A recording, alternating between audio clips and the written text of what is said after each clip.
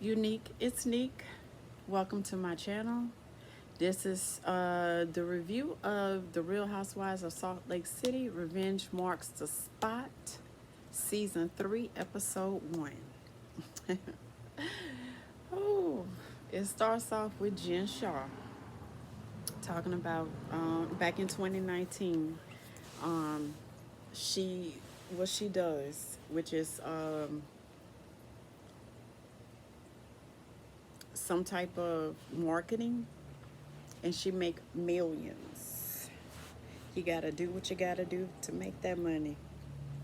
That's what she said. Okay, Jen. Then it goes to Lisa saying, how um, she could always rely on Meredith. They're two peas in a pod. And no, I'm sorry, I take that back. It was Meredith talking about Lisa, and then Lisa talking about Meredith, how close they were. Yeah, it was Jen Shaw, Meredith, then Lisa. And it goes on with Whitney Rose saying how she can count on Heather and how they're best friends and they're also blood relative cousins. And then she Heather talks about Whitney Rose and how great their relationship is and so forth and so on. They show a little bit of what's going to happen in the season throughout the episodes, the unraveling of everyone's friendship and familyship. And then they showed Whitney meditating, and they showed Heather. They showed Lisa telling her husband she was about to go out to lunch, and Meredith riding in a car to go meet someone for lunch. And lo and behold, it's the other way around. It's opposite. Meredith is going to meet Jen Shaw. And you know how their relationship was last season. It was non-existent. There was none. And Lisa is going to meet Heather. And you know how their relationship was. It was non-existent. It was none from season 1. So I'm ecstatic on what's going to go on this season because how the tables have turned. Wow. Okay, so Jen and Meredith, they go to a spa. Um, I don't know if it's a hotel or whatever, but anyway, and they're talking about Lisa. Lisa comments on her and her family, and Heather meet up with Lisa, and Lisa told Heather that she needed her, and Heather felt as if, yes, I have to meet up with her anytime. She's saying that she needs me is something big. And Lisa wants Heather to help her mend fences with Meredith. And Heather's like, "Ugh, girl, I don't know if that's gonna ever happen." And Lisa still don't understand that the things that she said were hurtful and devastating. She said a lot. She called that woman a hoe. She said she F half of New York. She called our family stupid and dumb. She said all kinds of crazy stuff. Who would say that even when they're mad about their best friend or so-called they friend that they consider a sister? Nobody, unless they really mean it. Nobody does that unless they really mean it. And Lisa asked Heather her honest opinion because she says she can talk to Heather because Heather states what's on her mind and give her honest thoughts, and she don't get ridiculed for it. And she asked Heather, do she feel as if those words were truthful? Do she feel it? Do she feel as if Lisa really feel that way about Meredith? And Heather said, yes, yes, we all do. You said it. You meant it. You thought it. You thought it. You said it. You meant it. You thought it. You meant it. You said it. No, no matter how. What? Uh, uh, so, I guess no matter how you put it, what order you put it in, at the bottom of the barrel, at the end of the day, the 11th hour, girl, you meant it. You said what you said. You thought you had took that mic off. You meant every word that you said, but you thought you had took your mic off. Girl, bye. And now Meredith telling Jen, that she done heard stuff about Lisa having an affair. And Jen said, well, I heard the same thing. Where these rumors be coming from? I think they, I don't know. Some of that I think they be making up. But Meredith already said that she has had an extramarital relationship with, when her and her husband weren't together. And so has he. But I don't remember him saying that, but I remember Meredith saying that. But what Meredith saying, what she heard things about Lisa and her finances and stuff, I don't know. I don't know if she just saying that for the camera or if that's really what she has heard. I don't know what's going on right now, but I do know that what came out Lisa's mouth, girl, you meant, baby. Okay, so next scene is Whitney Rose and Heather coming to her home. So Whitney wanted Heather to be present, and I guess she wanted her also for comfort because she is going to sign a document online to be released from the Mormon list or from the religion completely.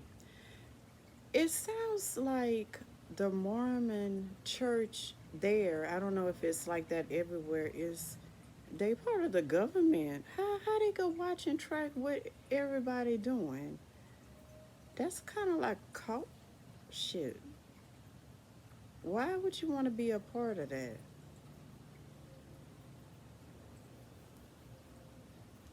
And and with Heather saying, that would be the last straw for her hurting her family. But you hurting your family, but you steady hurting yourself as well.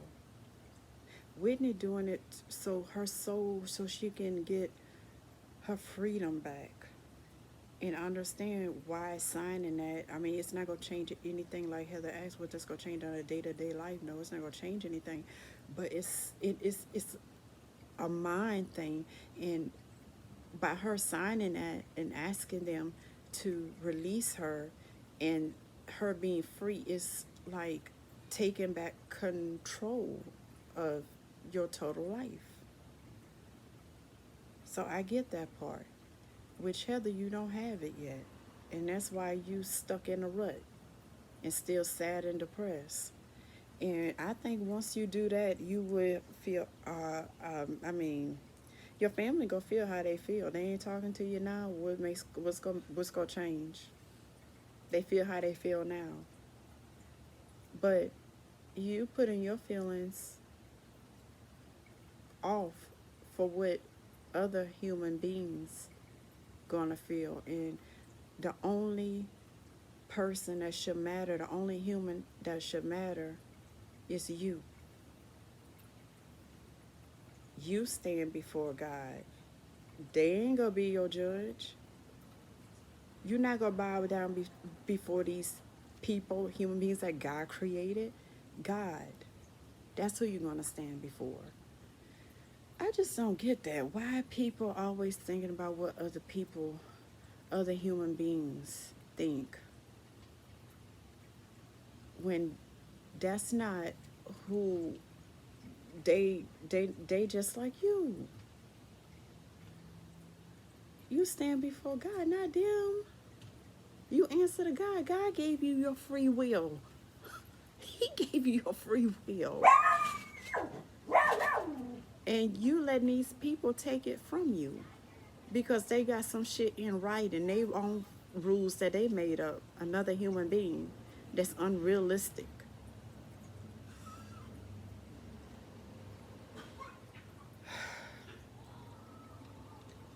I wish she released herself from the Mormon church, and she'll feel a lot better.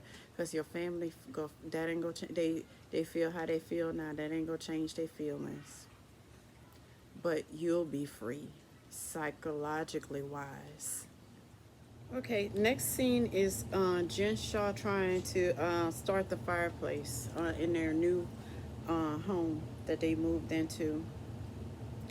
Um, and she goes on to talk about how small it is. She's used to 9,000 square feet, and it's like half of that now, 4,500 square feet. And she's just so devastated because is so small and she don't have her dream closet. But that ain't what she should be focused on. She needs to be focused on that she still was able to move into another home in her trial. Coach Shaw shows up and she starts to talk about, his party. His 51st birthday is coming up, and she's planning a Harlem theme party for him. And he was like, well, we're in Salt Lake City and this Harlem, what, you gonna get black people to come? I mean, it's not really about the race. I don't believe. I think it's about more so the attire. That's the theme, Harlem attire. I don't know. Anyway, he goes on to say how he don't want no mess at his party. He don't want nobody confronting nobody about nothing. I don't blame him. He wants to just have a good time. Will they go on like that? I don't know. We'll see. Then it goes on to Meredith and her husband. They move into a new house. Despite what Lisa Barlow say, Seth can't keep a job, and they move every 5 minutes. But why did they move? Anyway, well, they have a new house, and then they go on to talk about Lisa comments being detrimental and hurting for Seth's job and his employees. He have over 4,000 employees that could have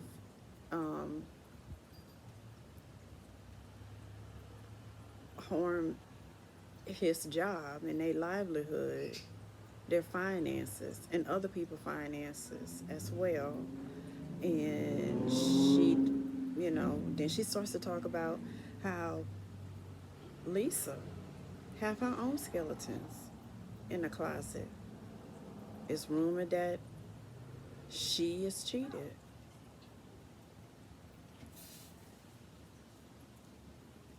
And Meredith goes on to say she's not a whore. A whore sleep for money. And the producer asked, did Lisa sleep for money? And she took a sip of whatever was in the cup. No reply. Then she goes on to talk about how it's known that they have financial problems, that their business isn't making money. And in fact, what do John do? Do he work? Do he have a job? They questioning Seth and they finances and them moving, and they stuff ain't so good. And that's what Meredith talking about and saying. But I just can't believe that their friendship took a whole 360. And when the season 1 first came out, they were like sisters. They even kind of looked alike. I couldn't tell them apart at one point, but now I can. But wow. But Lisa, you did that. You said that. And you meant it. You said what you meant. Point blank period. Ain't no coming back from that. Period. Scene, everyone's getting ready for Kosha's 51st birthday party, which will be hosted at one of Jen's friends from college, Angie. So everyone is showing up to the party in a Harlem attire, not Brooklyn. Seth, I hope you was being funny, cute, but Harlem attire. And um, Heather went up to Meredith and started saying, telling her that she met up with Lisa and blase blase. And in a confessional, she was saying how it's in.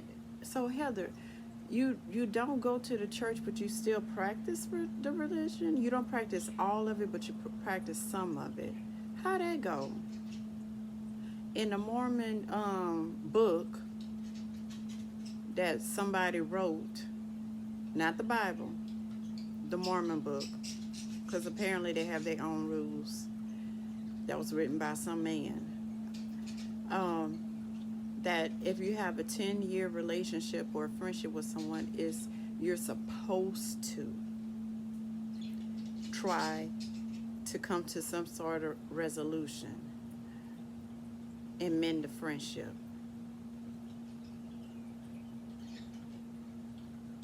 All the things that Lisa said about Meredith, ain't no fucking mending on that. She talked about that woman bad. On TV, everybody heard. Friends don't do that. They don't. I would forgive, but I wouldn't forget if I was Meredith. But as far as a friendship, nah, girl. You lost that. I was wondering who the black people were that was at the party. I didn't know they had black friends, but come to find out, that's well, Big Baby is Kosha friend, and the other people, the ladies, the women, that's his mom and sisters. Well, his relatives are there, the black people that are there, because I didn't know. I don't think they have black. No, maybe they do. They probably do, but we never seen them on the show. I don't know. But anyway, so the party continues on. They show different scenes and clips not worth talking about. However, Lisa made her way to Meredith to tell her, that she's sorry, she loved her, and she would like to meet and talk with her. She sees Seth. She asks Seth if she can hug him, and it was a barely hug. He didn't really want to hug her, but he went on to tell her, how her words devastated Meredith and him. They were very hurt by what she said. And she was like, well, obviously, I mean, I didn't mean any of that. I don't feel that way about you two. And it's no taking it back. Those people, they feel how they feel. You said what you said.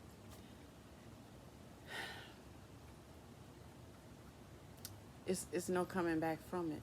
It's out there. You put it out there. It's just no coming back from it. Yeah, girl. They just not accepting your apology. And you're right. You have to move forward. You have to move on. And I guess that's why she left the party. Because she see, Seth is, he's just not accepting her apology. Nor is Meredith. Meredith said she had 2 months to text, to call, to write, teleport, something to communicate with her. But still then, I don't think that would have meant anything.